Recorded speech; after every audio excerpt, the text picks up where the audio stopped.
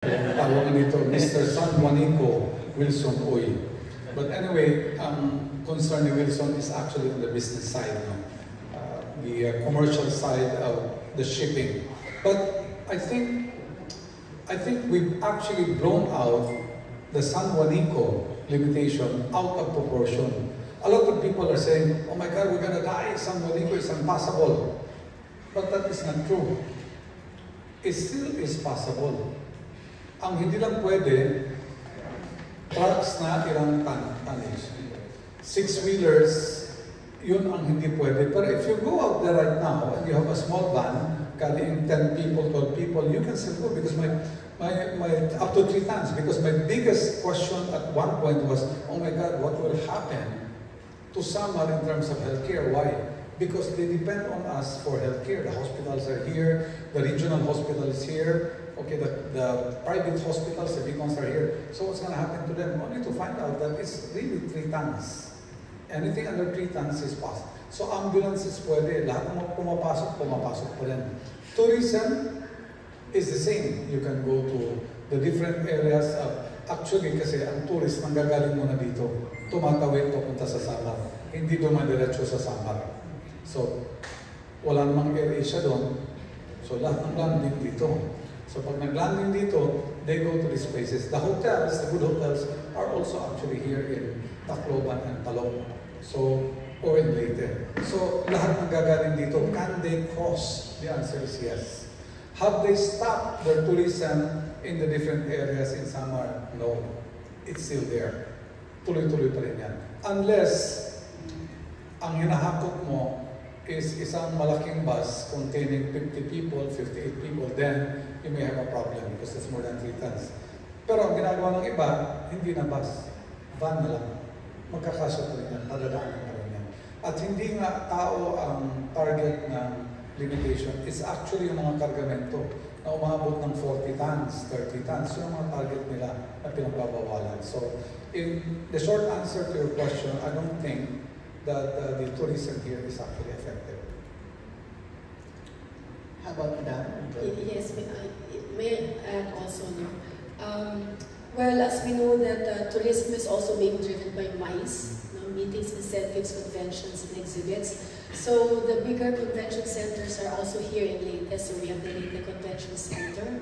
We also have the People's Convention Center in Tacloban. The big hotels are also here. We have the Tropics and the Summit Hotel. And most of the bigger events are also held here. So, yeah, I don't think our tourism was really affected by the San Juanico Bridge. Okay, one last question from you, sir. Another question is, how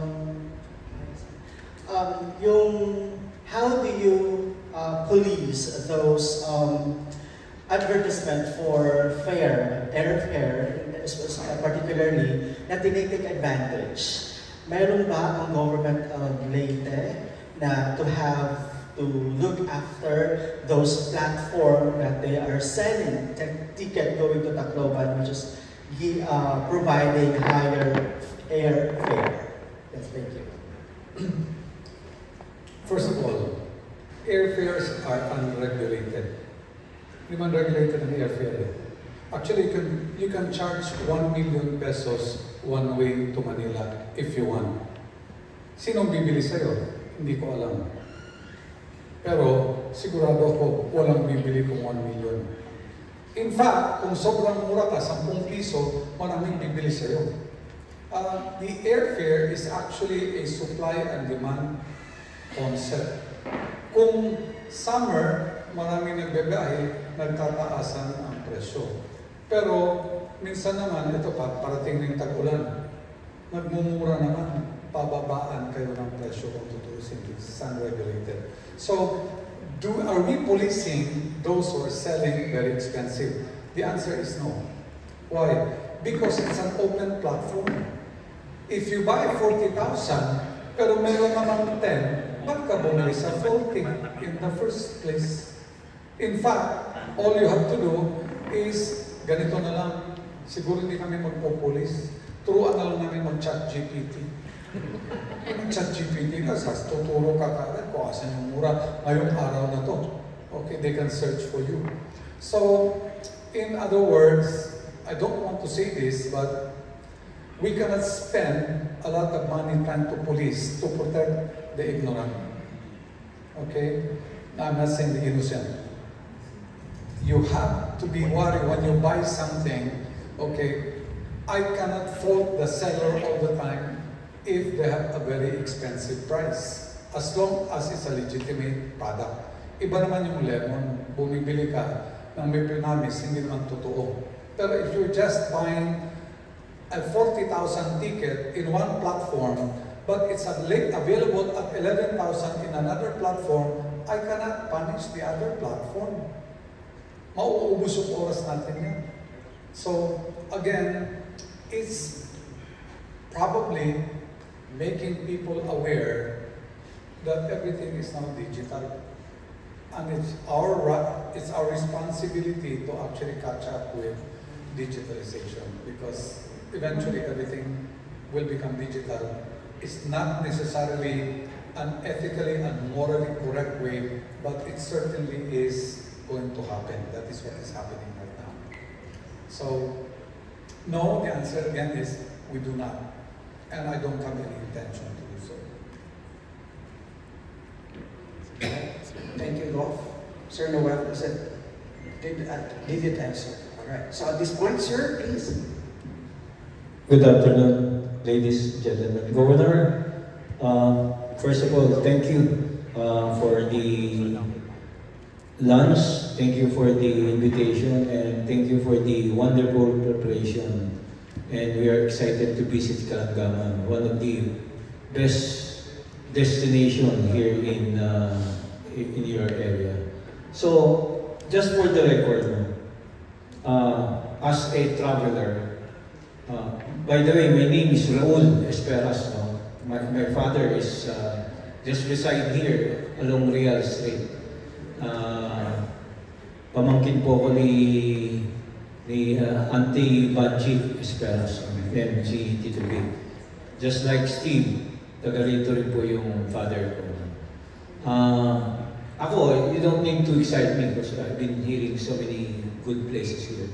Just for the record, what does the public needs to know para po to entice them, para po sila maingganyo na pumunta dito po sa Leyte?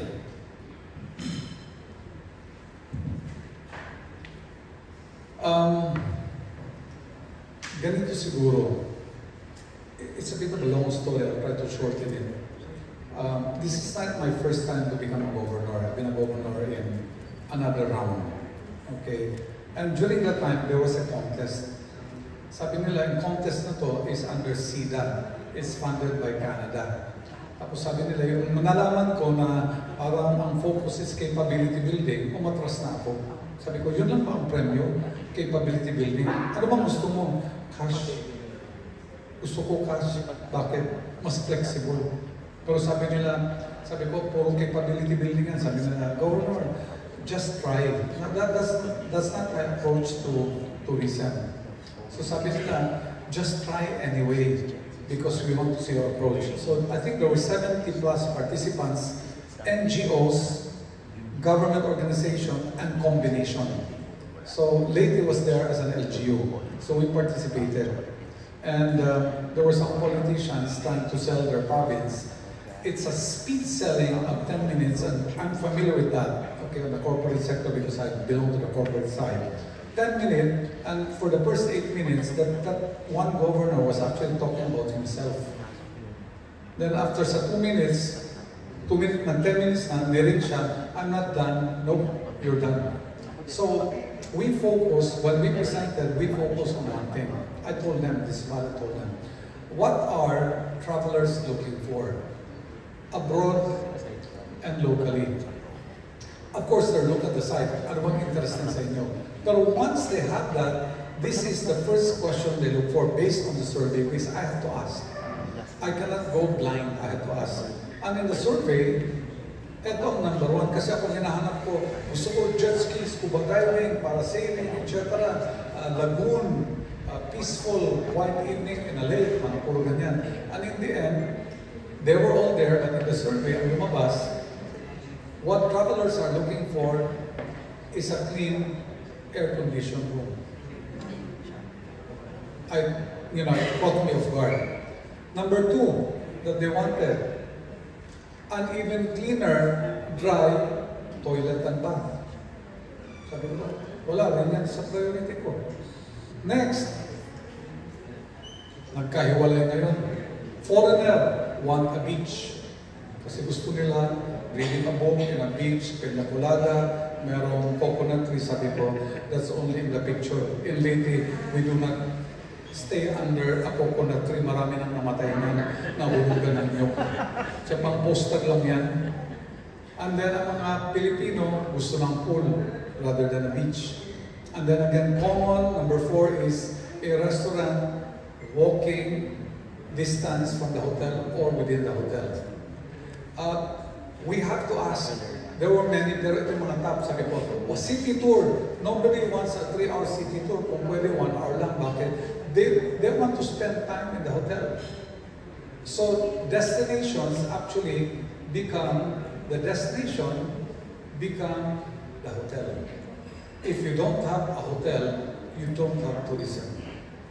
So I presented in that manner.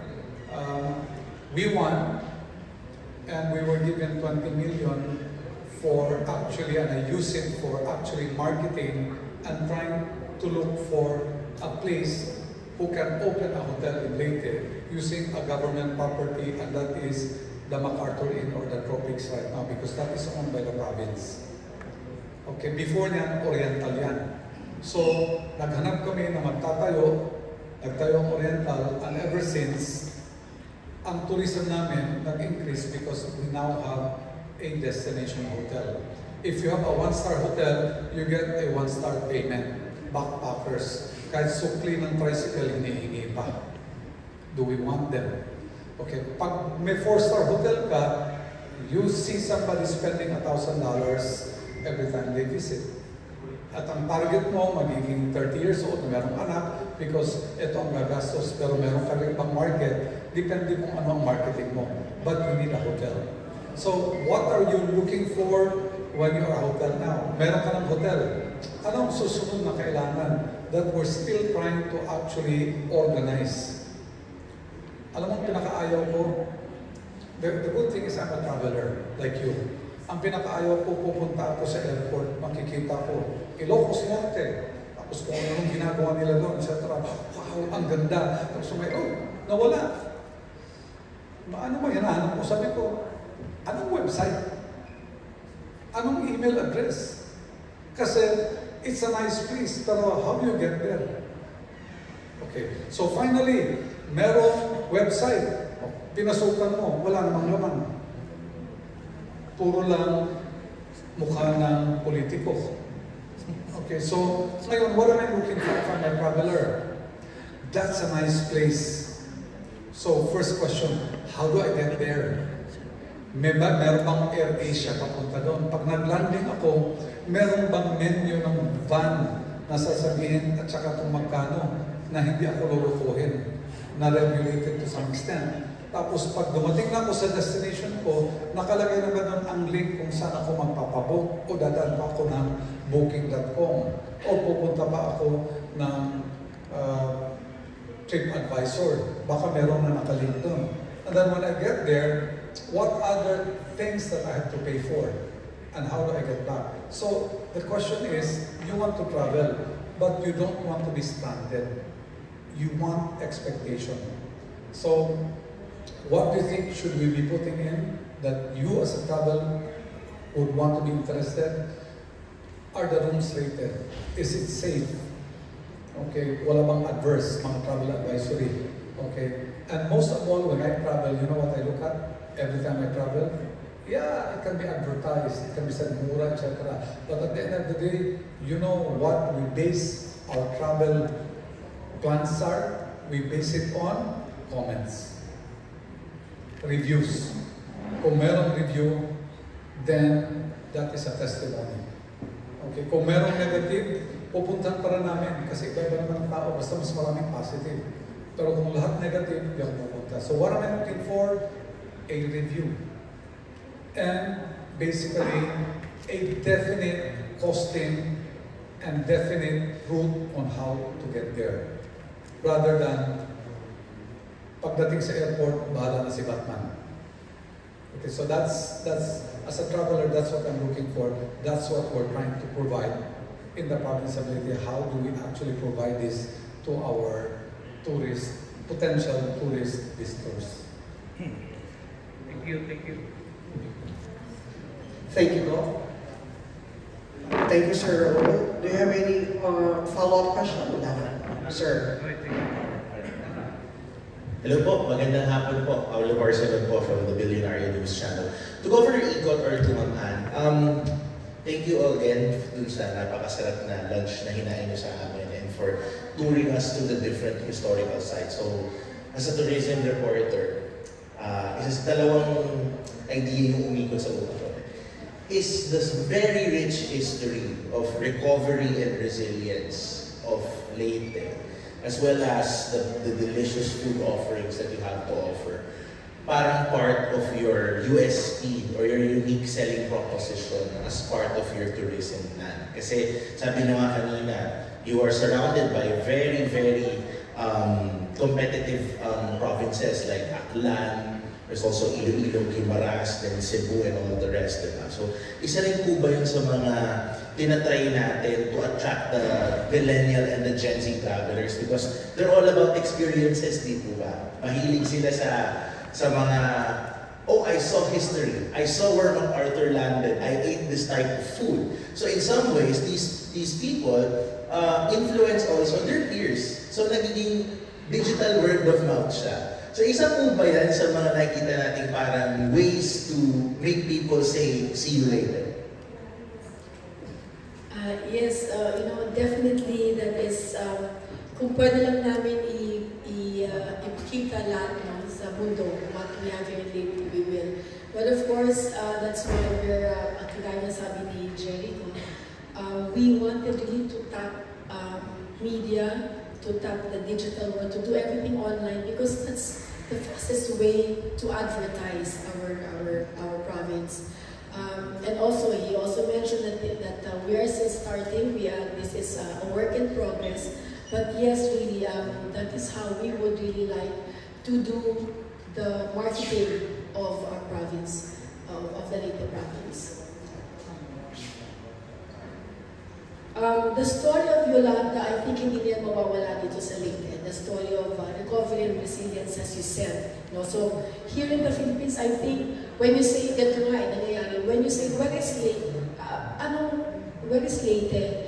Leyte yung tinamaan na Yolanda, ganon. So that is actually what we're known for. But whether positive or negative, that is the story of Leyte. That is the story of the life of the Leyteños. And we are also very proud, even if we've gone through that, we were able to rise up from the levels as well. So yeah, so that's part of our history. I'd like to add to that, no? Kasi diba sinasabi nila, Yolanda reminds us of misery.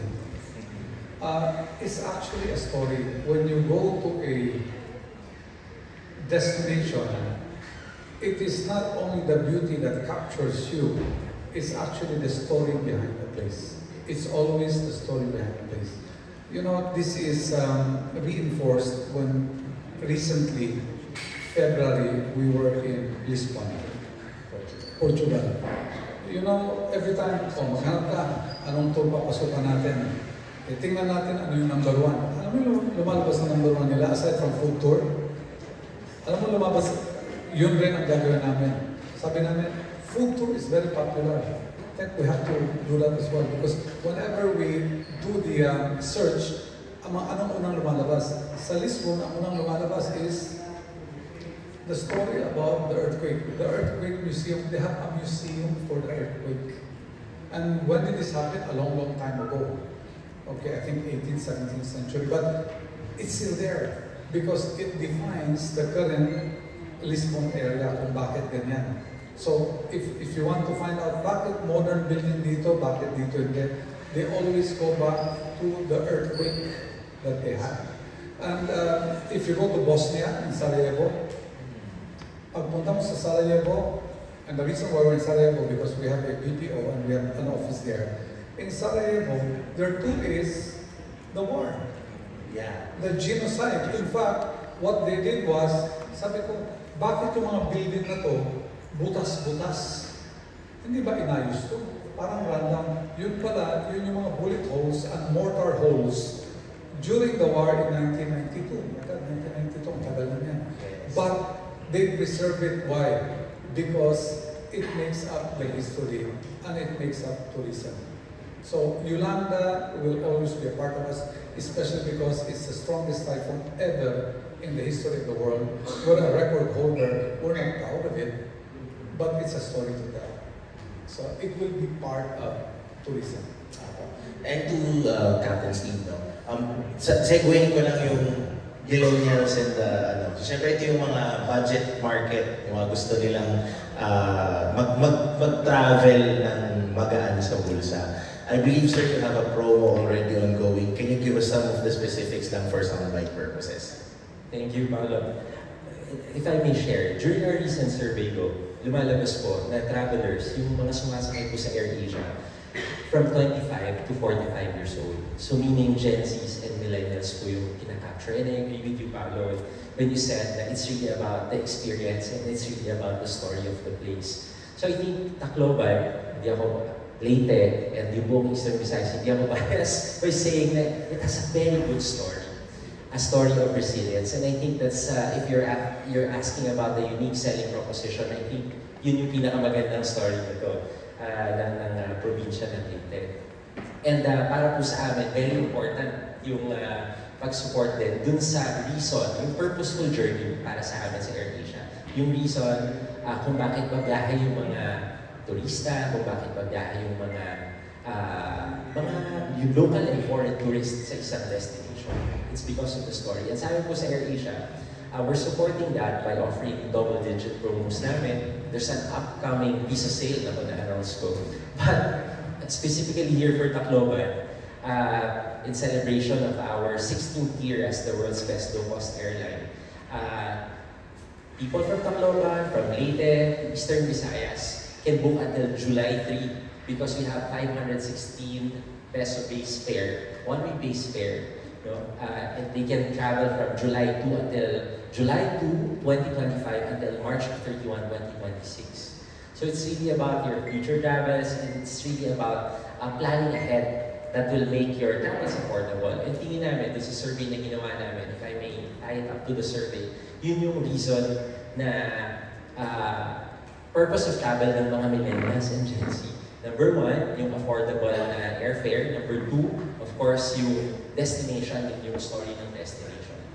So, not only we want to support yung connectivity and air travel dito sa Eastern Visayas, of course, gusto namin may purposeful journey lagi na baon ng mga bumabaya.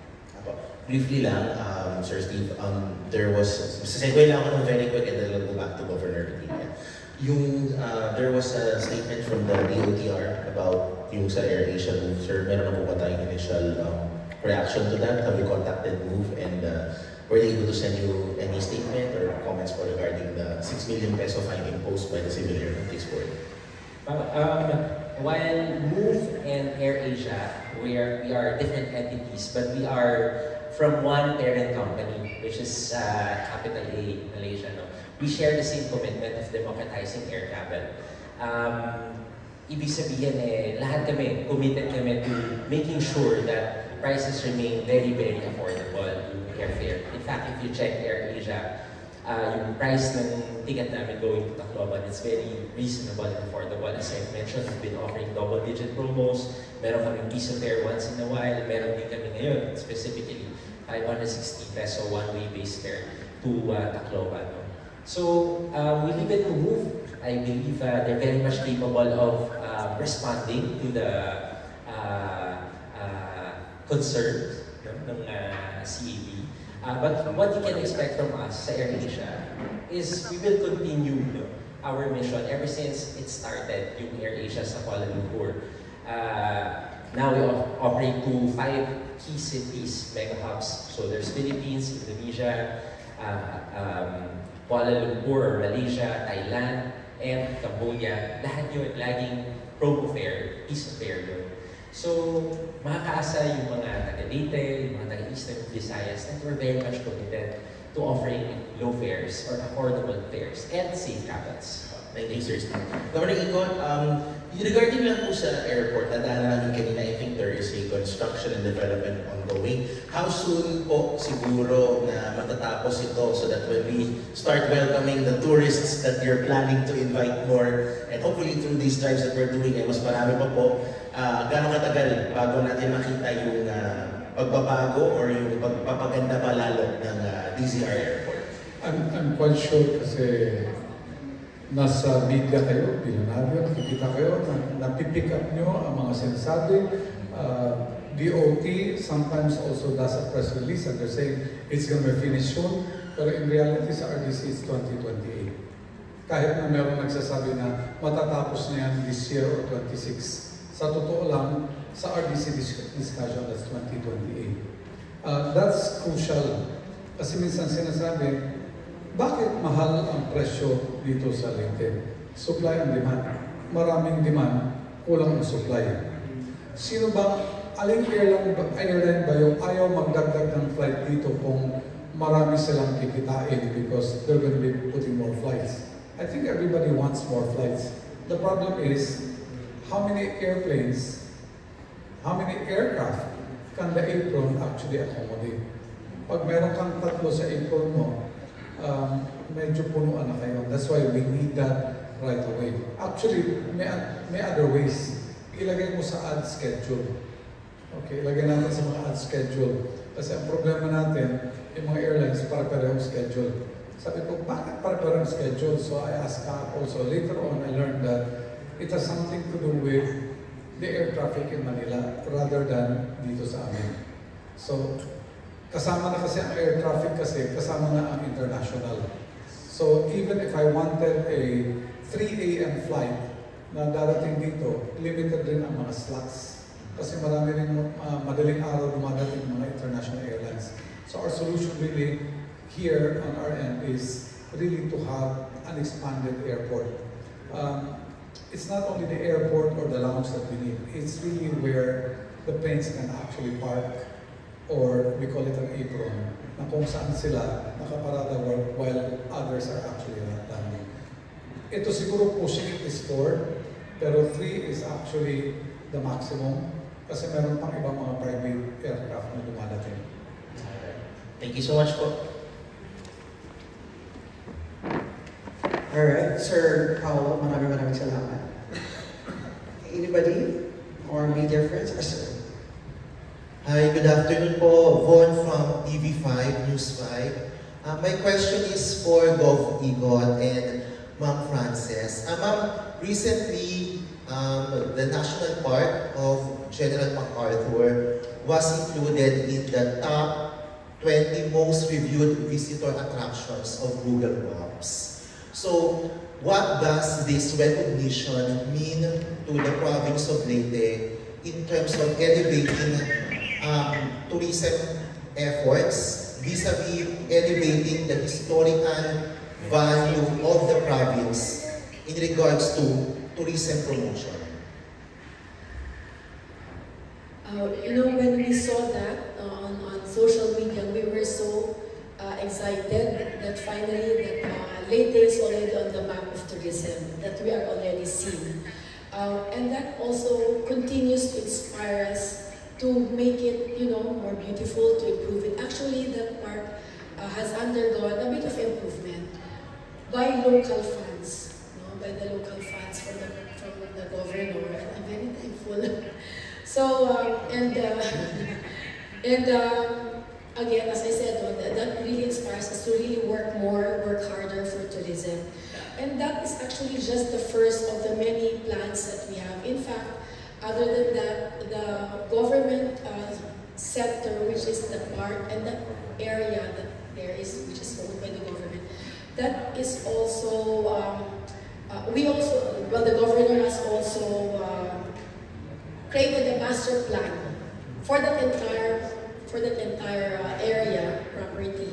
so that not only the park will be improved, no, but eventually also with business investments, that place will be ready for future commercialization and for future uplifting of the province of Leyte as well. So yeah, we're very thankful for the social media of promoting Leyte through the MacArthur Park. Thank you. Gov, Igo, you wanna add to that? Because looking at the list, Leyte lang po yung nasa Region 8 among the tourist attractions posted in the list. I mean, it's really a big thing for the region, for the province to be included in that particular list from Google Maps. Yeah, actually, I grew up here. So si MacArthur nandiyan na talaga yan. Okay, but at one point, I don't really appreciate it that much anymore. Not because it's nothing historic, because we always celebrate it every October 20. Is parating kasama namin si MacArthur sa mga usapan pag ikaw taga Leyte. And then one time, inayos namin. So nag-board up kami. Pag board up namin, parang daming nagalit. Nagalit sa social media, ang daming comments. Pero may nagde-defend naman. Hayaan na nyo kasi pinapaganda nga. Alam nga naman. Sabi ko, ano bang meron dito? Bakit pag gusto nila si MacArthur? Minsan nga sinisilip ko, 1, 2, 3, 4, may umalis na mag-isa, pagod na. Ano pagkakaiba dito? Sabi ko, ganun pa rin naman. So yung iba, nagre-request pa sa kanya. Pwede ba habang naka-board up, pupunta lang kami at titingin si Sino? Sabi ko, ha? Pero, that's the interest of the people. When it comes to Leyte, si MacArthur, minsan na, si Celos ako, hindi nyo gusto makita yung gobyerno? Bakit puro kay MacArthur? Joking aside, okay, they go out there, they take a picture, and they'll say, been there. And I said, now we have to really seriously look at MacArthur because it is something that people want to know. I still do not understand up to this point being a Leyteño kung anong meron, bakit interesado, but it's a good interest from other people. So sabi ko, I don't want it to be just a statue.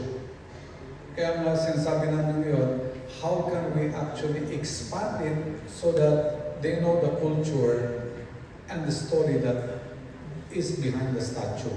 And thanks to our tour guides, sila ang talagang naglalahad ng kwento kung ano ang history dito. Pero sinasabi ko, baka meron quick way pa rin of actually doing it. Like for example, pupunta ka doon, tapos mag-QR code ka, tapos medyo lalabas dito si MacArthur, nandyan, yung aeroplano, whatever, mga short clips, okay, on different parts because we want the story behind MacArthur and not just a statue. But it is gaining interest from other people. And kaya namin pagandahin. Kaya pinaayos na ni Ann, actually ngayon ongoing pa rin. Chiesa naman ang pumasok ngayon. Okay, merong Chiesa. Pinapaganda rin nila. And then kung makikita mo, wala pang commercial area yan. Sabi ko, if there is no commercial benefit to us, sometimes, kinu-question ko, ano ba ang purpose ng tourism? They'll come to you, you will not sell them anything, they will throw their garbage and they will leave. So, sabi ko, baguhin natin ng konti. Kailangan, meron tayong benefit din dito na commercial side. Otherwise, tourism without commercial is basically non-sustainable. Umaasa sa gobyerno masyado.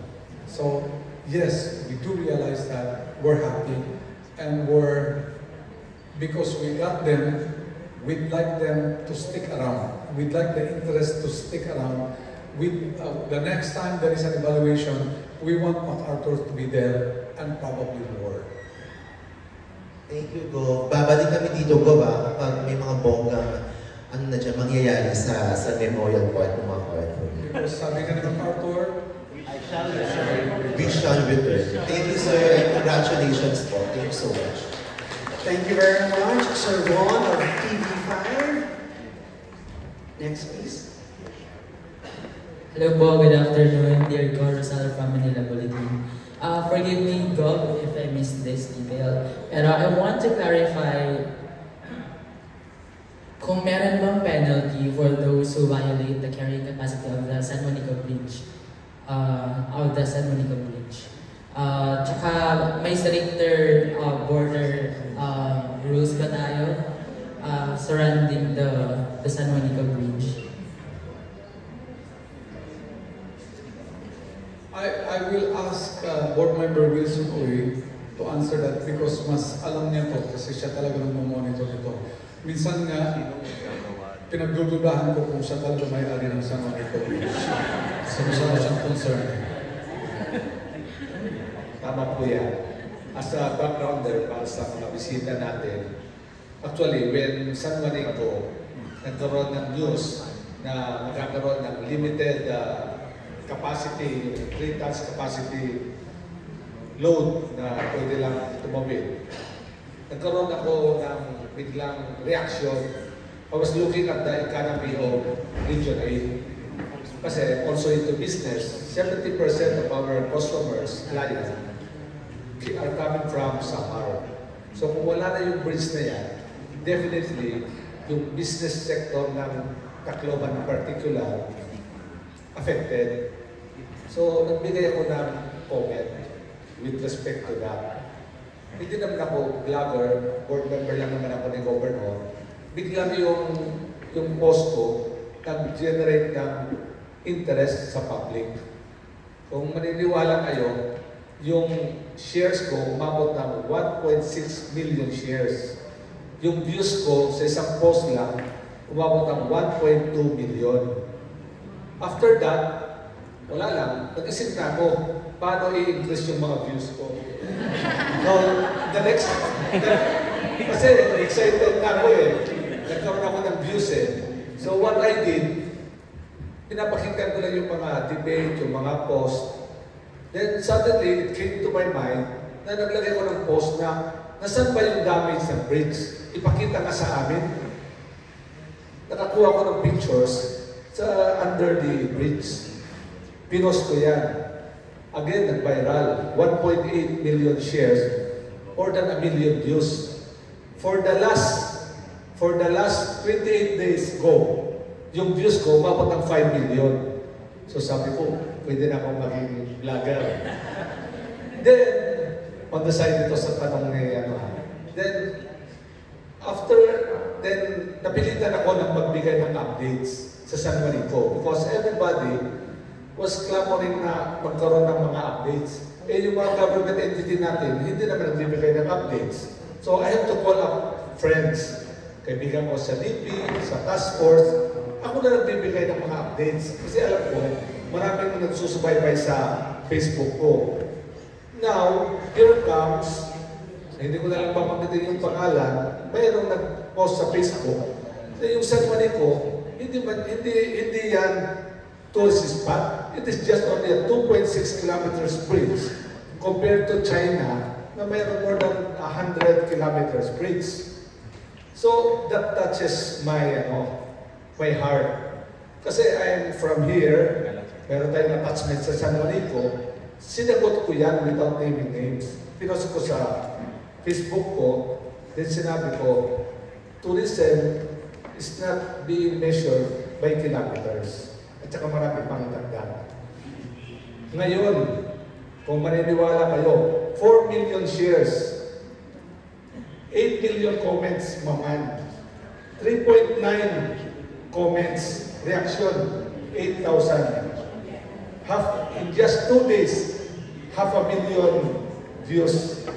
Oh, nandito. So everybody nga, marami mga vloggers, tinatanong sino daw po si Wilson Uy. So sa next press con ng province with AirAsia, doon na siya nakaupo. So yun. So that is why, habang binabanggit ni Governor kanina, at ni Ma'am Ann, tungkol sa tourism, may apprehension din ako when I received this invitation. Sabi ko, anong ipapakita ng Leyte? Kasi wala pa naman tayong mga gandang hotels, at saka marami pang kulang. Now, Ngayon lang, nalaman ko, tama yung ginagawa ni AirAsia na the story behind. So, that is, we are calling from you guys na tulungan mo kami to make stories. Huwag yung pictures na makikita ninyo. Wala talagang magandang pictures dyan. Pero the story behind yung mga makikita ninyo dito sa Leyte, that will help us promote our tourism here in our province. Yung with respect to your tanong na penalty, walang penalty, strict implementation lang yung bridge. But sad to say, sasabihin ko na lang sa inyo, before the bridge na hindi pa close yan, meron na yan tons limitation, 30 tons. Pero yung namumuno doon, bawat ano, minsan yung iba nakakalusot. Nagbibigay ng 1,000, 1,500, 2,000, pinapalusot nila yung bridge na yan. So, siyempre, walang nagre-reklamo kasi nakakapasok. So, yung bridge is an old bridge. Talaga, 33 tons lang yan. Kahit ma-restore pa yan to original, ano yun, yung structure, limited talaga yan ang 33 tons kasi matagal na bridge na yan, 1970s pa yan. So, ngayon, it is may limited capacity, strict yung implementation to 3 tons. So I hope walang makakalusot. So, 6-wheelers hindi na pwede. That's more than yung kotse lang at saka may tao na 3 or 6. Yung van, pwede. Pero pag full, minsan, pinapababa yung mga passengers. Yung van mo na yung tatawid, tapos by apat-apat, sinashuttle. Yung mga bus naman galing Luzon, na dumadaan sa bridge, meron yung, halimbawa, sabihin natin yung Philtranco, CUN, yung malaking bus, meron silang bus na empty sa Summerside, yung may bus silang hindi na nakakatawid, nandito sa side. So, kung may biyahe, sinashuttle lang nila. Yun ang ginagawa ng mga sasakyan natin na gustong ayaw duman sa Roro. Meron kaming Roro na ginawa from Tacloban to Pasay, Samar, diretso. That's only a 20 minutes ride by Roro. Yung problema, dahil sa loading, unloading at saka queuing, umabot ng 3 to 4 hours yung biyahe. So in a day, mga 5 trips lang yung nagagawa nila. Right now, naglagay sila ng Boya, night navigation, 24 hours operation na, medyo nagdagan na siguro 10 trips, around 300 to 400 trucks na napapatawid. Pero there are a lot of challenges. Pag dumadating yung mga barko na marami, minsan natipigil yung operation. There are times na natamaan yung boya, hindi sila nakapag-operate ng one day. So there are a lot of challenges. Pero wala kaming choice but to use that channel. Okay po. Since magkakaroon ng stricter implementation dito sa passage sa bridge, assurance po ba ito na hindi ito matutulad sa Isabela Bridge collapse recently? Sana. Sana. Oo, sana. Kasi wala tayong assurance sa mga tao na manning the bridge. Baka sa hating gabi, natutulog tayong lahat, may pinapadaan. Pero siguro, with dahil medyo maingay na yung San Juanico siguro wala siguro official o military na papatawid ka na more than 3 tons. And hopefully next month, magsisimulan ng rehabilitation yung bridge. Meron marching order si Presidente na by June, dapat yung 3 tons na yan, umabot na ng 12 tons. Pag hindi daw magawa yan, heads will roll. Yun ang sabi ni Presidente. By December. By December 31, pag hindi yan mag-increase yung tonnage to 12 tons, mananagot yung DPWS o kung sino. Sir, clarify ko lang dun sa rehabilitation. Ito po ba ay parang full? Parang isasara na talaga yung I don't think so. Hindi. tuloy-tuloy pa rin yung train tunnels, magre-repair sila under the bridge. Tapos meron pang alternative routes. Alternative routes po. Yung alternative, tuloy-tuloy yan. Kasi that will take 2 to 3 years, baka 4 years pa nga yung alternative route na yan. Kasi after yan, we will make another bridge, a parallel bridge na San Manico. Pag matayo yung bagong San Manico by 2032, tsaka ka lang i-full rehab yung old San Manico Bridge. Okay po, thank you po. For Gov, what is your take on the claim na the San Manico Bridge is not a tourist spot? It is a tourist spot. Kasi ang mga request namin dito, ganun rin. MacArthur. Tapos yung iba naman, pupunta ng San Manico Bridge. Pero karamihan na di-disappoint. Bakit? Because it's not a nice bridge. It is a nice bridge. Maganda nga mag-picture doon. Ang problema, bawal bumaba. Kaya disappointed sila kasi gusto nila, again, story to tell, ang gusto nilang kwento, nakaapak ako dun sa tuktok ng San Manico Bridge. Okay, yun ang gusto kong ikwento. Which is hindi naman po pwede kung tutusin. Actually, merong iba na ginagawa yan, pero sinisita yan. Because that is a danger zone, mabibilis na yung mga nandyan. So, my comment, it is a tourist destination. Kung meron mang 100 kilometers na bridge sa China, pumunta ka ng China. Okay, pero dito sa Pilipinas, okay, San Manico Bridge ang pupuntahan mo, hindi China. Thank you, Gov, for Ma'am Frances. Ma'am, yung value ng economic output ng Leyte noong 2023 ay almost 260 billion. Magkano po yung value noong 2024 or kung may latest data kayo sa first half ng 2025. Tapos nakitaan din kasi ng decline ng growth noong 2023 from 13.4% growth rate ng 2022 naging 11.2% na ng growth rate ng 2023. Ano po yung pace nito ng 2024 at ano po yung outlook natin? Last question, yung contribution kasi ng tourism sa national GDP natin ay 8.9% according to recent reports. Pagdating po sa Leyte, gaano po kalaki yung contribution o yung ambag ng tourism sa GDP ninyo? Yan lang. Thank you. Sige, thank you. Apparently, to be honest, it is not in my coverage, to keep the data. I think it is with the Department of Tourism. They're the ones who's getting the data, the tourism, the arrivals of tourism. But of course, we also monitor the arrival of tourism. But I don't have the exact numbers. But in terms of GDP as well, I don't have the exact numbers. But one thing that we did here in the province naman, yung mga local producers, we have housed them. This is again one of the new projects that we did, to put them in one location. Because before, siguro yung mga taga-Leyte can relate to this. If you want to buy suman, you have to know Manaising. If you want to buy roscas, you have to go to Carigara. And so forth and so on. So we've housed them already in a Pasalubong Center, and all of them are already in one location.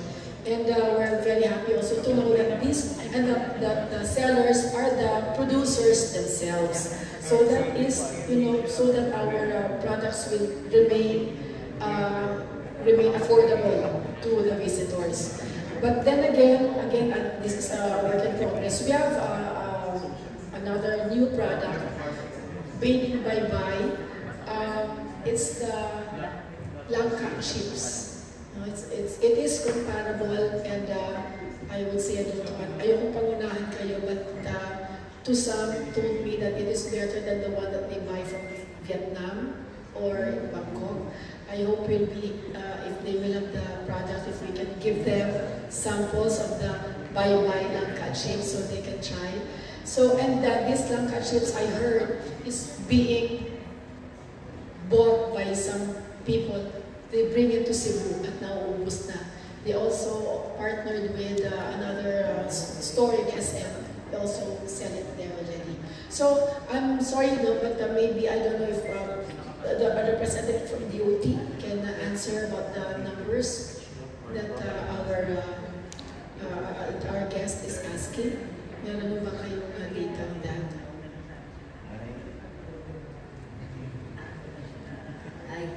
Good afternoon po. For the figures po under the province of Leyte,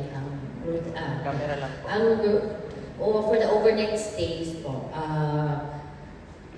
2023, meron tayong 207,000, and then 865. Then 2024, meron tayong 364,035. Then for the domestic, total of 1,933,287, and then this is for the same day visitors, and then for the foreign 203, and then for 2024 meron tayong for the same day visitors pa rin, meron tayong 1,923,231, and then 36,841 for 2024. And also for 2025, meron po tayong as of April 30, for the overnight tourists, meron tayong 16,312, and then for the same day visitors, meron tayong 97,140 for the domestic, and then 15 for foreign. So as of April pa lang yun, April 2025. Ma'am, these are tourist numbers po. Yes po. So it only proves that the province is a tourist city. Yes, sir. Definitely po. Ay ma'am, for soundbite purpose, yung name na lang po sa kada city. Yeah, good afternoon. I'm Lina Apostol from the Department of Tourism. Thank you. Okay. So, thank you very much, Govicon, and of course our board member and vlogger, board member Wilson Oy. Thank you very, very much. Of course, Ma'am Rina Apostol of DOT. So at this point, yes, we're going to give room for one more question because we are only given for 1 hour because we do understand we still have other schedules to attend to. So I think this will be our last question. Good afternoon po, si Cherry Ilaw po ng SMNI. Nabanggit niyo po earlier, Ma'am Frances, na aminado po kayo na medyo naapektuhan yung ating tourism dito sa Leyte because of aberya sa transportation dahil sa San Juanico Bridge. Tama po ba? Hindi. No, I think you misunderstood me. I mentioned that we are not affected. Okay, sorry. Pero sa kabila ng lahat ng yan, meron po ba tayong ginagawang hakbang like ng pag-launch ng campaign na tourism para lalo pa po nating mapalakas yung ating turismo dito sa Leyte kahit parang naging negative pagdating sa iba na parang hindi tayo naging medyo accessible yung mga turista pagdating dito sa transportation papunta dito sa Leyte. Thank you. Right.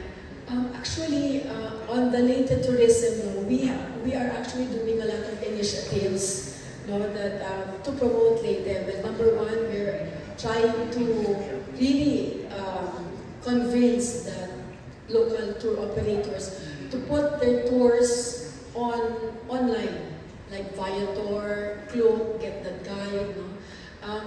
Apparently, syempre yung iba, it's like an adjustment for them. So that's why we've tapped Klook to help us put their tours there, also Viator.